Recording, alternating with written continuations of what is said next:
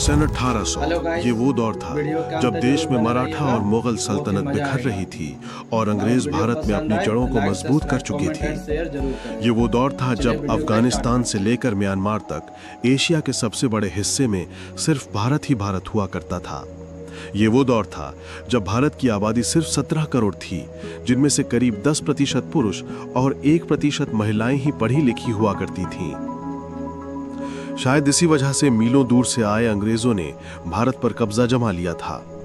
East India company की सरकार ने गरीबों और किसानों का शोषण शुरू कर दिया था और सोने की चिड़िया कहे जाने वाले भारत को लूटने में कोई कसर नहीं छोड़ी थी। लेकिन क्या आपने कभी सोचा है उस दौर में आम भारतीयों की जिंदगी आखिर कैसे हुआ करती थी?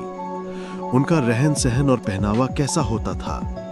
उस दौर के भारतीय लोग क्या काम किया करते थे और कैसे अंग्रेजों ने भारत के महान साम्राज्य की हुकूमत को अपने कब्जे में लिया था? अगर हाँ, तो आज का वीडियो आपके लिए खास है, क्योंकि आज हम सन 1800 के दौरान अखंड भारत के इतिहास से पर्दा उठाएंगे, जिसे ज्यादातर स्कूलों कॉलेजों में पढ़ाया नहीं जाता है। लेकिन उसके पहले आप वीडियो को लाइक और चैनल को सब्सक्राइब कर दीजिए। सल्तनत और हुकूमत। 16वीं शताब्दी की शुरुआत में जब अंग्रेजों ने भारत में दस्तक दी, तो शुरुआत में उनका उद्देश्य सिर्फ यहां व्यापार करना था। लेकिन जब देश के कई महान राजा उनकी मीठी बातों की शिकार नहीं हुए, तो उन्होंने इस महान देश की सत्ता पर ही कब्जा करने का फैसला किया।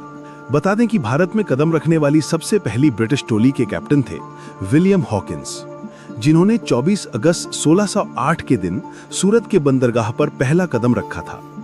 और कुछ ही समय में उन्हें यह अंदाजा लग गया था कि वे कूटनीति से भारत को अपने कब्जे में कर सकते हैं। 1631 में जब शाहजहां ताजमहल बनवा रहे थे, तभी अंग्रेज भारत में अपने पैर पसारने की कोशिश में लगे हुए थे। उस वक्त कुछ छोटे बड़े राजाओं के अलावा भारत में 2 बड़े साम्राज्य की हुकूमत चलती थी, जिसमें पहला था औरंगजेब का मुगल एम्पायर और दूसरा था मराठा साम्राज्य। ये दोनों शक्तियां इतनी ताकतवर थीं कि इनके सामने अंग्रेज चाय में नमक के बराबर थे। मगर इनकी सबसे बड़ी कमजोरी थी एक दूसरे से नफरत करना। ये देख अंग्रेज एक तरफ इन दोनों सल्तनत के राजाओं के तलवे चाटते रहे और ये जताने की कोशिश करते रहे कि हम आपके साथ हैं, लेकिन दूसरी तरफ बड़ी चालाकी से कूटनीति करके इन दोनों साम्राज्य में कई लड़ाइयां करवाईं और खुद बाजी मारने के लिए सही मौके का इंतजार करते रहे। अपनी इसी रणनीति में कामयाब होने में अंग्रेजों को 100 साल लग गए और शुरुआत हुई 18वीं सदी की, जब ईस्ट इंडिया कंपनी ने भारत में अपने पैर पसार लिए थे।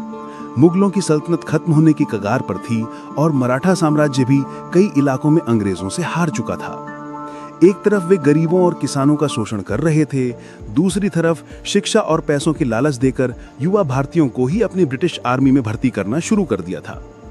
वे भारतीय व्यापारियों से बहुत ज्यादा कर वसूलते थे।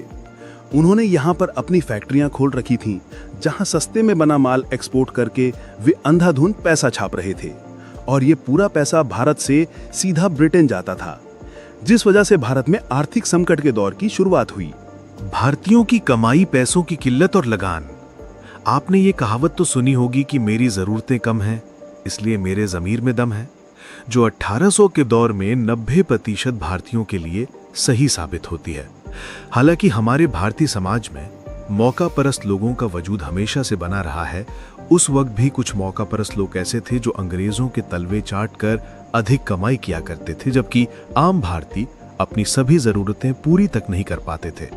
एक तरफ जमींदार किसानों को कर्जा देकर ज्यादा ब्याज लेकर उन्हें लूटा करते थे, वहीं दूसरी तरफ किसान बाढ़, सूखे जैसी समस्याओं का सामना करते थे और अंग्रेजों द्वारा लगाया गया जानलेवा लगान तो किसानों की कमर ही तोड़ देता था। वहीं जो लोग खेती नहीं करते थे, उनमें से कुछ छोटा मोटा व्यापार करते थे, जिन्हें अंग्रेज टैक्स और हफ्ता वसूली करके लूटने से बाज नहीं आते थे, जबकि कुछ लोग मजबूरी में चंद पैसों के लिए अंग्रेजों की फैक्ट्रियों में 16-18 घंटे काम किया करते थे। गांव का व्यापार। उस दौर के भारत की एक चीज बहुत अच्छी थी, वो है बार्टर सिस्टम, यानी सामान के बदले सामान देना। इसका इस्तेमाल भारत में ज्यादातर गांव में किया जाता था। गांव में अगर कोई एक आदमी चावल उगाता था, तो वो दूसरे आदमी से चावल के बदले गेहूं लेता था। जो आदमी सब्जी उगाता था, उन सब्जियों के बदले चावल और गेहूं ले लेता था। जैसे कि 1 किलो धान के बदले 4 किलो शक्कर। पूरे महीने के अनाज के बदले पूरे महीने की सब्जियां और 5 किलो गेहूं के बदले 5 किलो दाल। इससे फायदा ये होता था कि खाने पीने की हर चीज गांव में मिल जाती थी और इसके लिए पैसे चुकाने की जरूरत भी नहीं थी। इसलिए गांव में पैसे का चलन बहुत कम था। इसके साथ आज भी अगर आप भारत के कुछ गांव में जाएंगे तो वहां पर अदला बदली की प्रथा मिलेगी, जो बहुत अच्छी है। पहनावा। दोस्तों, आज के मॉडर्न भारत में जहां हर तरफ पश्चिमी सभ्यता यानी वेस्टर्न कल्चर का असर दिखाई देता है, लोग jeans, shirt, T shirt, top और सूट पहने नजर आते हैं। लेकिन एक समय था जब भारतीयों का अपना अलग ही देसी पहनावा हुआ करता था। पुरुष सादी धोती और गमछा पहनते थे, औरतें साड़ी पहनती थीं और छोटे बच्चे ज्यादातर निक्कर में खेलते कूदते नजर आते थे।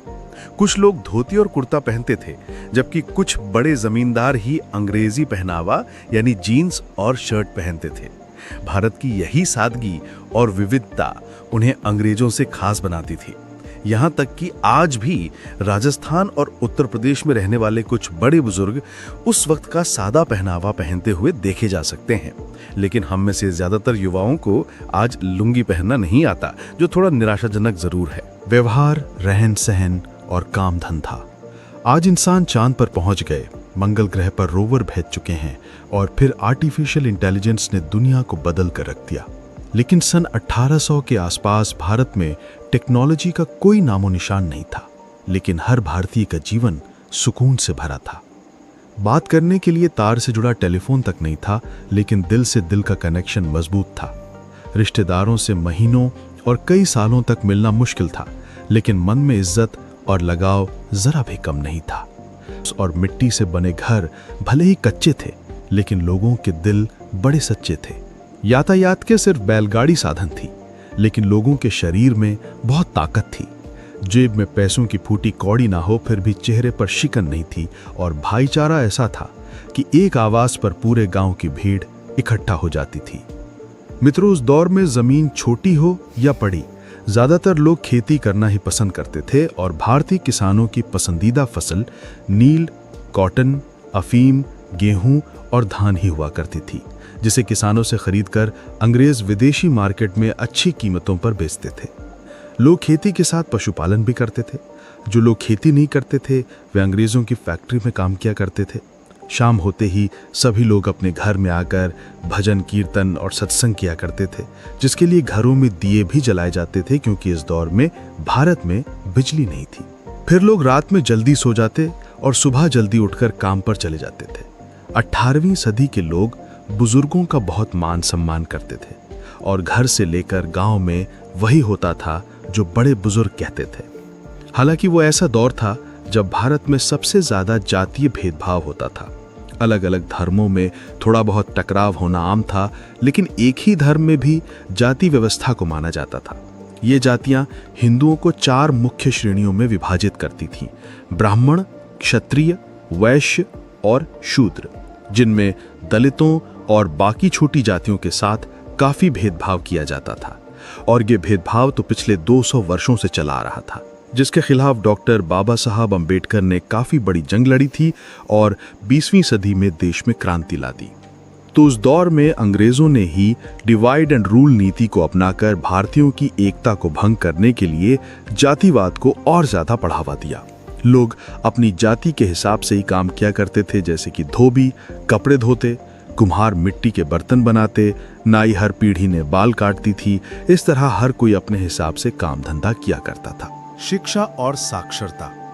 अब बात करें पढ़ाई लिखाई की, तो आपको जानकर हैरानी होगी कि उस वक्त भारत में पढ़े लिखे लोगों की संख्या बहुत ही कम थी। देश में सिर्फ 10% पुरुष और 1% महिलाएं ही साक्षर थीं। हालांकि बिना पढ़ाई लिखाई के ही भारत में रहने वाले सभी लोग किसी न किसी काम में बहुत निपुण थे। कुल मिलाकर उस वक्त भारत की कुछ चीजें बेहद अच्छी थीं, तो कुछ बहुत खराब। कहीं पर लोग बहुत खुश थे तो कहीं बहुत दुखी। लेकिन भारत हो या दुनिया का कोई भी देश, सदियों से संतुलन बनाए रखने के लिए कुदरत का यही नियम चलता आया है। तो मित्रों, अगर आपको भी अखंड भारत के महान इतिहास पर गर्व है तो कमेंट बॉक्स में हमारे देश की तारीफ में 2 बोल जरूर लिखिए और ये भी बताइए कि उस दौर की वो खासियत कौन सी है जो आज का मॉडर्न जमाना मिस कर रहा है। हमारी ये पेशकश पसंद आई हो तो वीडियो को लाइक और शेयर करें। ऐसे ही दिल छू लेने वाले वीडियोस के लिए हमारे चैनल को सब्सक्राइब करके पास वाली घंटी जरूर बजा दीजिए।